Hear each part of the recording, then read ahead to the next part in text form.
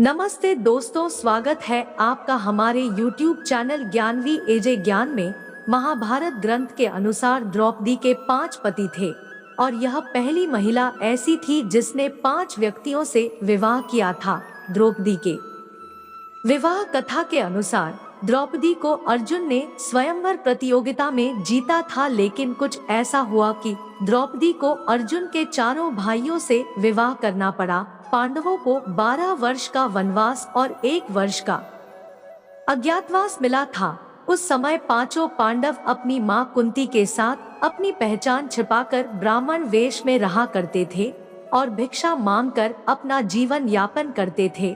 ऐसे में भिक्षाटन के दौरान उन्हें द्रौपदी के स्वयंवर की सूचना मिली और 5 पांडव स्वयंवर में पहुंच गए। एक यंत्र में बड़ी सी मछली घूम रही थी और उसकी आंख में तीर मारना था और वह भी तैलपात्र में उसकी परछाई देखकर, और अर्जुन ने प्रतियोगिता जीत ली। तब जरासंध, शल्य, शिशुपाल तथा दुर्योधन, दुशासन आदि कौरव भी उपस्थित थे। उस दौरान बहुत विवाद हुआ क्योंकि 5 पांडव ब्राह्मण वेश धारण करके पहुँचे थे, लेकिन श्री कृष्ण के कारण आखिर द्रौपदी का विवाह हो गया।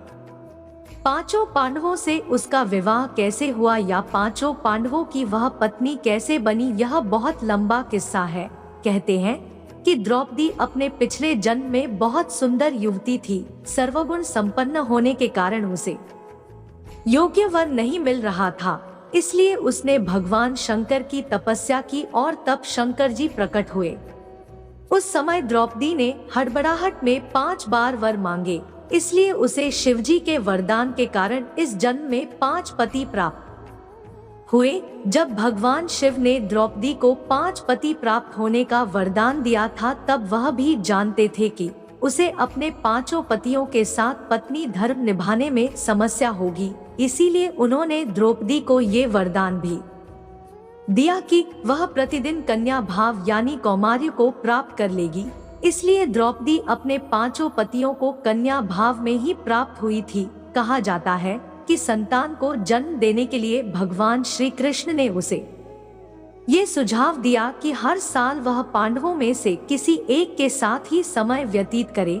साथ ही जिस समय वह अपने कक्ष में किसी एक पांडव के साथ हो तो उनके कक्ष में कोई और पांडव प्रवेश न करे। यदि कोई पांडव ऐसा गलती से कर लेता है तो उसे 1 वर्ष तक राज्य से बाहर रहना होगा।